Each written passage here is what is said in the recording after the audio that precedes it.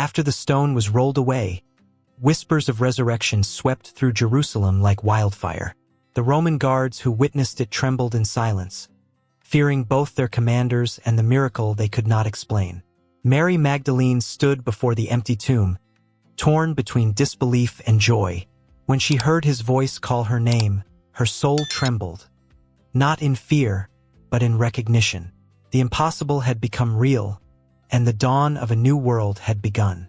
Word of Jesus' return reached his disciples in fragments of rumor and hope. Peter wrestled with guilt for denying him, unable to imagine forgiveness after betrayal. In the quiet of a locked room, Jesus appeared among them, his wounds visible but his spirit radiant. Peace filled the space where fear had lived. They fell to their knees, unable to comprehend the divine mercy that stood before them. Thomas, who had missed that moment, refused to believe without proof. His heart was too broken, too afraid of false hope. But when Jesus appeared again, Thomas reached out and touched the scars on his hands.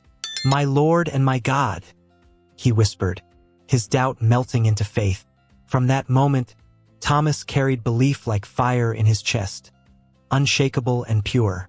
The disciples began to gather strength, no longer hiding from the world. Jesus walked with them through Galilee, teaching of love that transcends death and of a kingdom unseen yet near. He reminded them that their mission was not of swords but of hearts. The fishermen and tax collectors he once called were now chosen to carry eternity's message into mortal lands. As the days passed, he led them to the Mount of Olives. The wind whispered through the olive trees as Jesus spoke of the Spirit that would soon guide them. He told them not to fear his departure, for his presence would remain in ways they could not yet understand. When he lifted his hands to bless them, the light grew around him, and he was taken up, not vanishing but ascending beyond sight. In Jerusalem, the disciples waited as he had commanded. On the day of Pentecost, a rushing wind filled the room, and tongues of fire appeared above them. They began to speak in languages unknown to them, their hearts burning with divine courage. The Spirit had come, just as he promised, and the church was born in that sacred flame. Peter stood before the crowds, his voice no longer trembling. He proclaimed the risen Christ with boldness that defied fear. Thousands listened. Weeping as truth pierced their hearts. Those who once mocked now believed, and the waters of baptism overflowed with new life. The message was unstoppable. But as faith spread, so did opposition.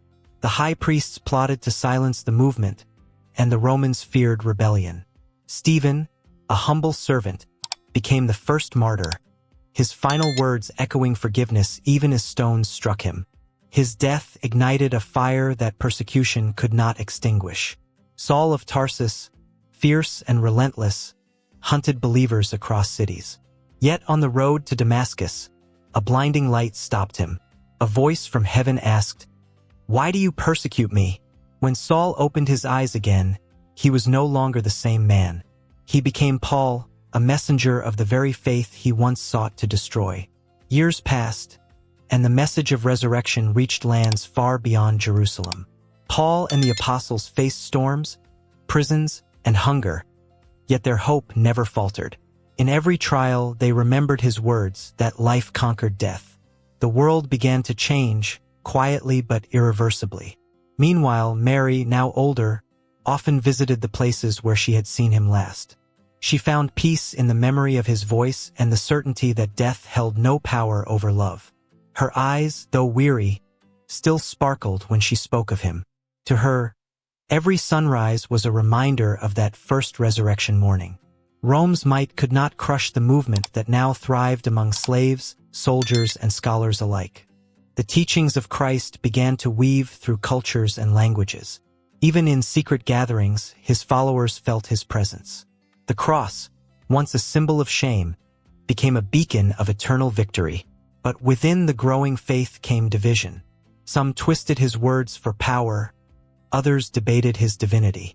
The apostles struggled to preserve the purity of his message, that love, not law, was the fulfillment of God's will. Their letters became the backbone of the early church, guiding generations to come. John, the beloved disciple, lived to see decades of transformation. Exiled on Patmos, he received visions of things yet to come, of the Lamb triumphant and the final defeat of darkness. In his solitude, he wrote of hope that transcended time, of a promise that one day heaven and earth would unite again. As persecution grew under Roman rule, believers met in catacombs, whispering prayers under candlelight. They sang softly of resurrection and eternity, even as danger surrounded them. Their courage turned fear into faith, and faith into legacy. Each death only sowed more believers in its wake. One night, Peter dreamt of Jesus once more, the same smile, the same light. He knew his time had come. Arrested and sentenced to death, he faced the cross not with dread but peace. "I am not worthy to die as my Lord did," he said, asking to be crucified upside down. His sacrifice sealed his faith in blood and grace. Decades later, the seeds planted by the apostles had grown into communities across the world. The Roman Empire that once sought to destroy them unknowingly became their vessel. The message of resurrection outlived emperors and wars, surviving in the hearts of those who believed in love's victory over death. And beyond history's reach, the promise endured. Wherever two or more gathered in his name, the Christ lived again, not in flesh but in spirit, in compassion, and in every act of forgiveness. Resurrection had become more than a moment. It was now the heartbeat of humanity. Centuries later, as temples turned to ruins and kingdoms rose and fell, his story remained. Artists painted his sorrow and triumph, poets sang of his sacrifice, and believers carried his name to the ends of the earth. Empires crumbled, but his message outlasted them all. The world had changed, yet the call to love remained the same. In the modern world, faith was tested once again. Science sought answers, wars divided nations, and hearts grew weary. Yet in quiet corners, in hospitals, on battlefields, and in the prayers of the broken, the light of resurrection flickered still. Every act of kindness, every moment of mercy, was proof that his spirit had never left. The film reaches its climax when a new generation, lost in chaos, rediscovers his truth not through miracles of spectacle, but through miracles of love. A child forgives her enemies. A stranger saves another at great cost. A man finds peace after years of hate. In each story, his resurrection is reborn, silently, profoundly, eternally. As the screen fades to dawn, a voice echoes softly, "I am with you, always, to the end of the age."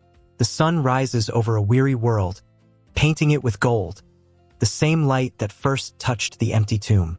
And once again, the impossible becomes real. The story of the resurrection of the Christ, too, closes with an eternal truth. Death is not the end, and love is never lost. Through every century, every soul, and every sunrise, the promise continues. The Christ who rose once, rises forever, in every heart that believes.